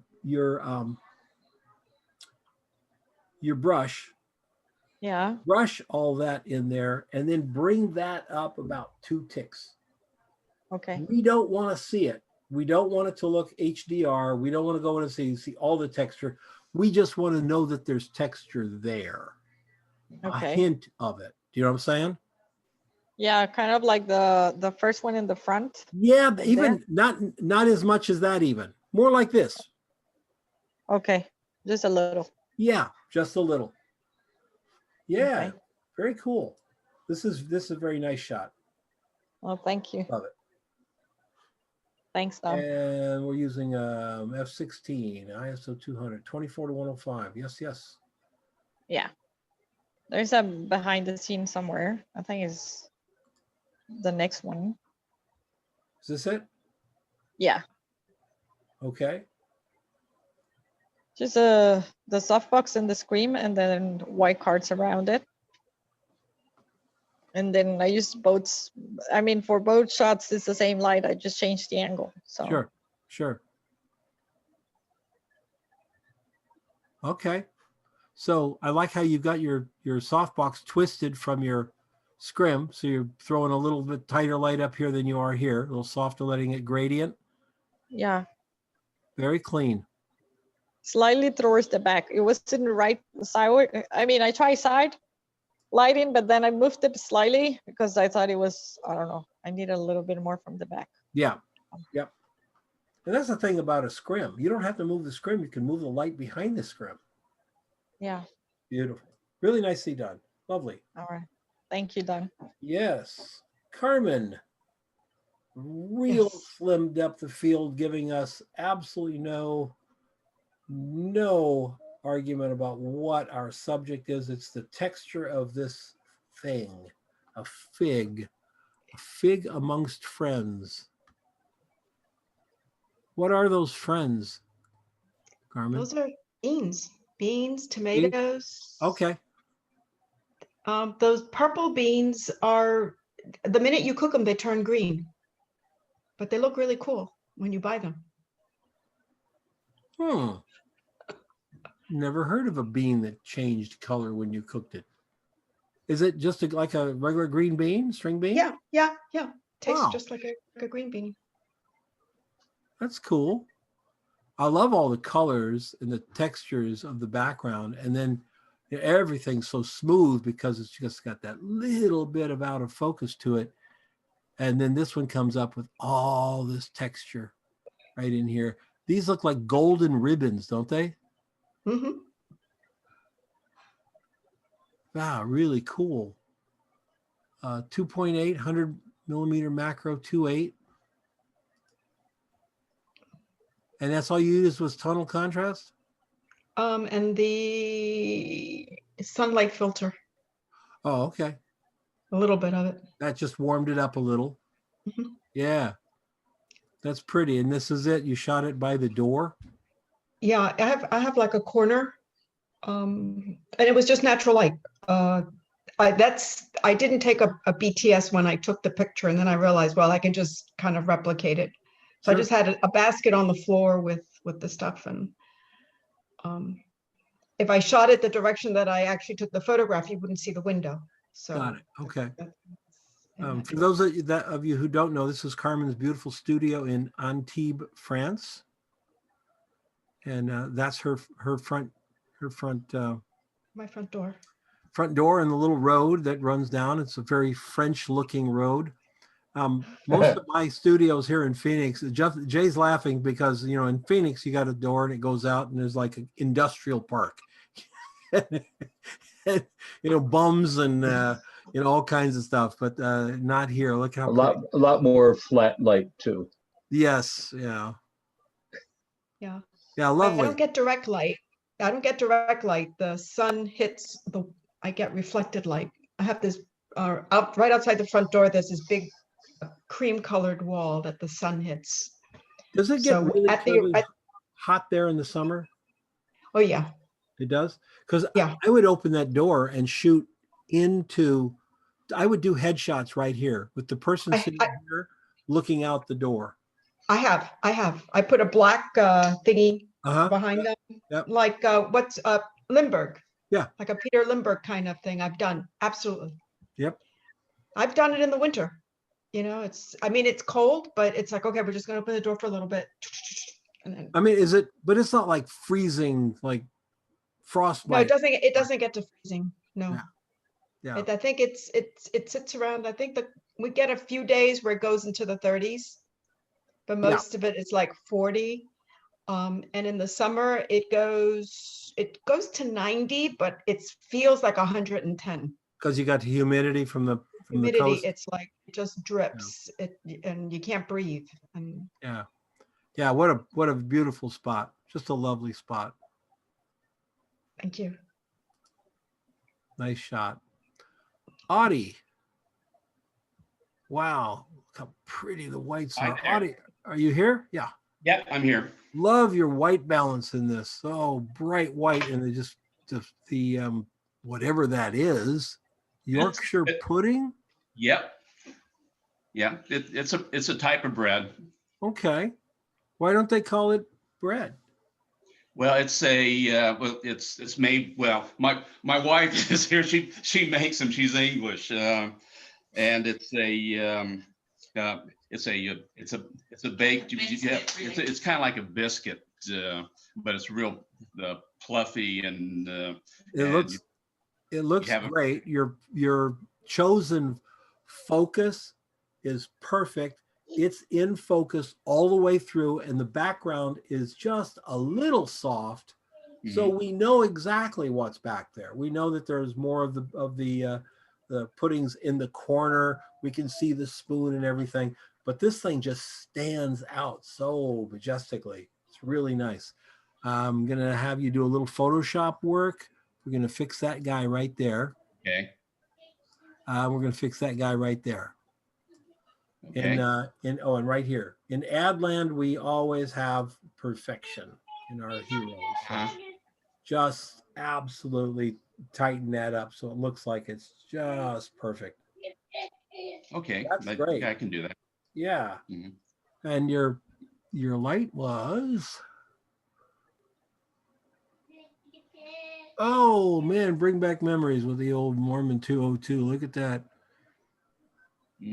Nice. Beautiful. Does the 202 have, you can dial the power up?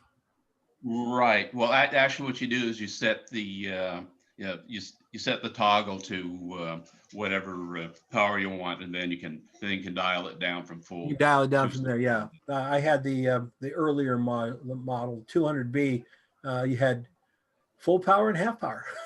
Yep. You had the full range, full and half. And off. And off, yes, and off. Great light. Don't ever let that go, man. That's a great light. Oh yeah, it's like I told you a little while back. I got it at an estate sale, like $27. Yeah. So, well, I still have a Norman pack, a Norman 2000 pack in my garage. mm-hmm. I've given away the rest of the Normans and heads, but I kept one head and the Norman 2000 pack, and it still works every time I turn it on. It was delivered to me in my studio in 1978.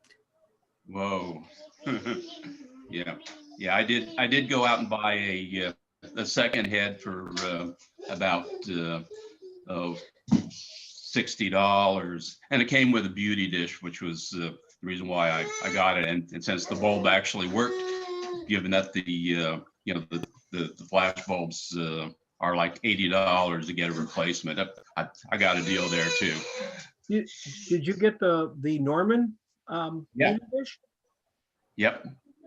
Oh man, that's the best beauty dish in the world. That's the best one in the world. A little steel thing that comes out from the back, and yeah. Oh, best one in the world. What a great find. Yeah. Lovely shot, man. Yeah, boy, thank you. Lovely shot. Jerry. Nice.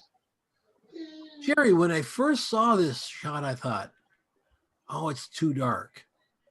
And then I clicked on the thing and brought it up, and I went, no, it's not. It's just perfect. It's so moody. It's like another world. I love the light coming through the colander. What a great idea. All of this in here. Now, you've got a pretty serious vignette. Is that in camera or is that in post? I did add a little bit in post, yeah. A little bit in post, but some in camera as well? Yeah. Yeah. I really, really like it, man. I love, it's not underexposed. It's, our highlights are just fine. That's just fine. That's just what it's supposed to look like. We've just got this nice darkness going around. I got to see how you lit this. That's really cool. You know what I would tell you? Are you a food shooter? Only since this class done. Okay. Because first thing I would say, if I was mentoring you, is to do 6 more shots just like this same mood. So that it's not a one-off. It's not like, oh, Jerry got lucky, right? It's like, oh no, Jerry controlled the world and got exactly what he wanted. Okay. Be a nice series. Okay, there we go. And what is behind your cloth here? Yeah, so it was a 48-inch Octobox, but I pulled it out front and then flagged it, and I didn't even put the old 5-in-1 over it as well, just to reduce the size of the light, I guess. Nice. Yeah, I love it. As close as I could. I love it. It's so mysterious. It looks like another world. It almost looks like it's very cinematic, Well, thank you. Really clean. Bonnie Mitchell shot Swiss Chard. One of the favorites of photographers everywhere. How are you? How are you? Very good. I like it. It's simple. You really captured everything. And I think what I really like about it most is down here. Down here, where these all come in, everything leads us. I mean, it's a wonderful subject, for sure. Did you do anything in post? I did very little in post. I I did kind of adjust the hue and saturation of the yellow and orange Mm-hmm. because I felt like in Lightroom, the fuchsia color in that, especially in that leaf to the left, was just a little too much. So I wanted to kind of tone that down and also bring out some of the orange in that one stem on the right. Okay. Did you play with your histogram at all? No, all I did was I adjusted the black clipping a little bit so that the blacks weren't clipped. Okay. I would tell you to go into your histogram and give it just a little bit of an S. You Okay. know, just Yeah. slightly to pull up some of these highlights that we're seeing here and to push down the wood a little bit. That's what I would tell you to do. Just a little bit more contrast. Just okay. Yeah, really pretty. Thank you. And window on a cloudy day and a bounce card. Oh, lovely. How fun. Laura, Nero, or Nino, Laura Nino. Hi, Don. Hi, look at this. Nice color. Thank you.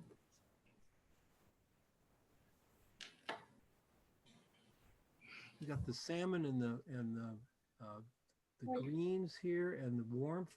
And it looks like your light's coming from the back. It's coming from the side. From the Oh, side. no, no, Okay. the back, the back. Yeah, this one is from the back. From back here, like maybe. Yes. Right. Okay. Yeah, and all the texture on the top of this, I guess that's a bagel. Yeah. All the texture is just really, really lovely. Get right to the edge. Let's see. Okay. You got that big window light over here, so you've got it coming from two sides. Very nice. You know, that set, you could shoot food there the rest of your life, you know. I mean, what a great place to shoot. Looks really good. 35 millimeter prime, ISO 100. On what lens? On what camera? It's a Canon Rebel T5. Okay. Yeah, really, really nice, Laura. Very simple. Very nice. Thank you. Mark. Hey, Mark. Hello there. Nice. Nice. I like the sugar around. I like the texture on the, is this like banana cake or something, or Pumpkin roll. pumpkin roll? I like it all in there. That's nice. Very minimalistic approach.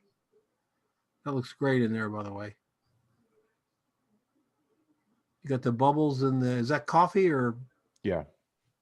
Bubbles in the cup. Oh, I love you got a little bit of condensation on the cup there too. So all the way through here, we have some lovely texture everywhere. Where's your light coming from, Mark?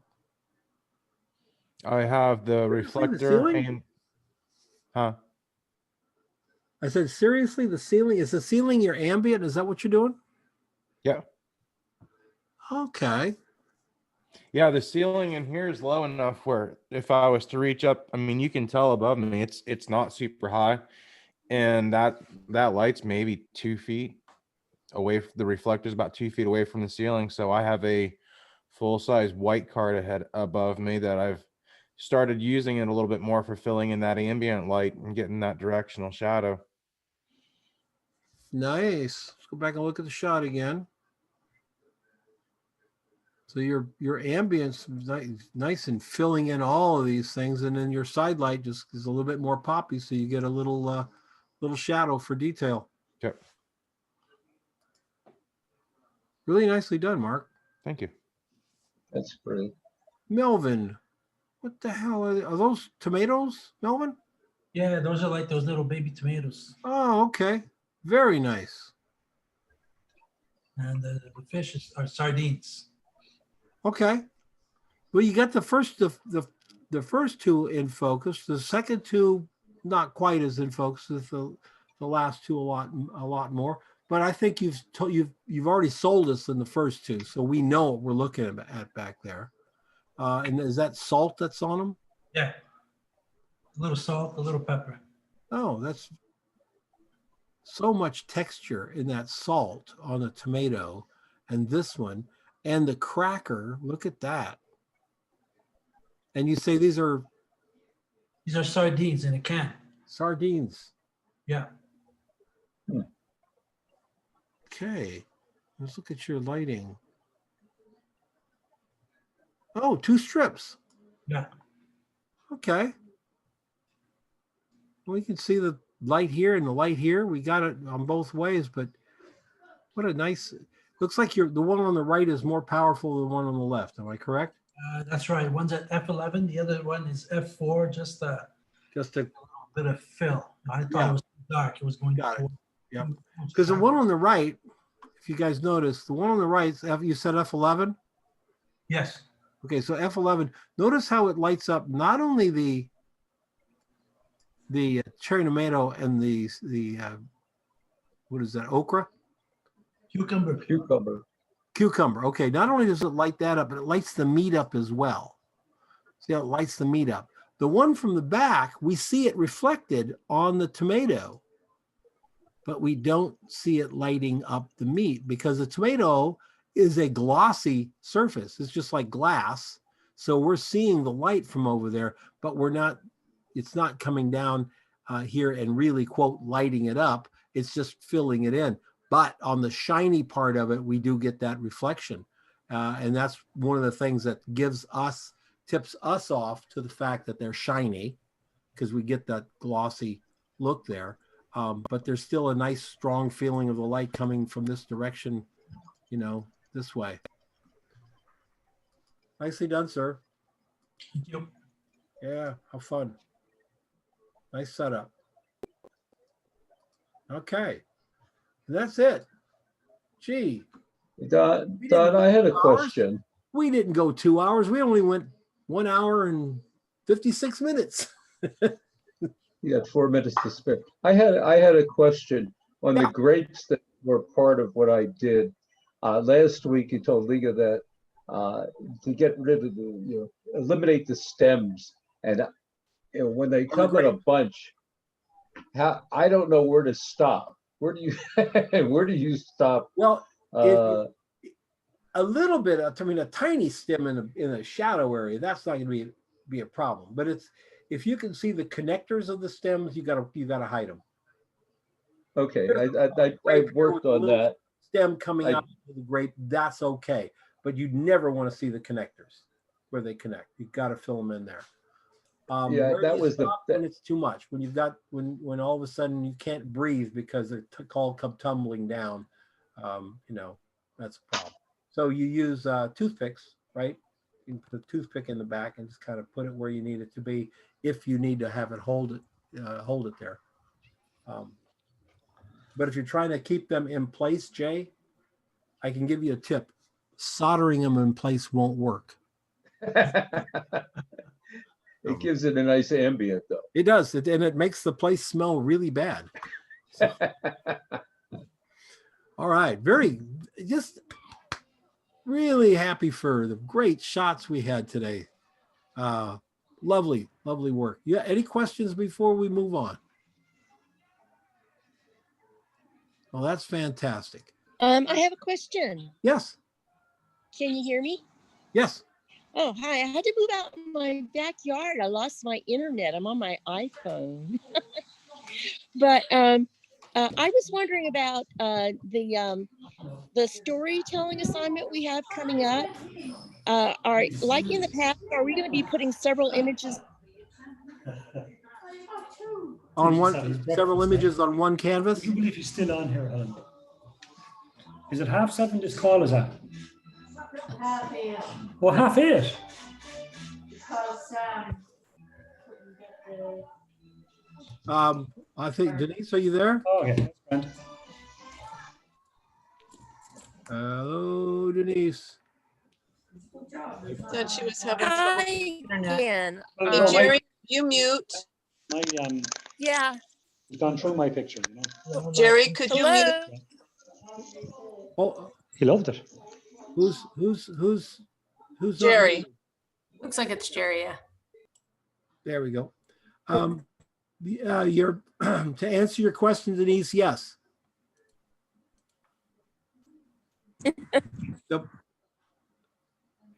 There'll be more information on that, but yes, we will be doubling down on putting images on canvases. So, all right, folks, thank you so much for coming along. I really enjoy it. I love these classes so much. It's really fun to see what you do. You've all done great work, and we will see you next week. Take care. Great work, everybody. Thanks, Don. Thanks. Have a good week, everybody. Bye, everybody. Bye-bye. Bye. Bye. Bye. Oh,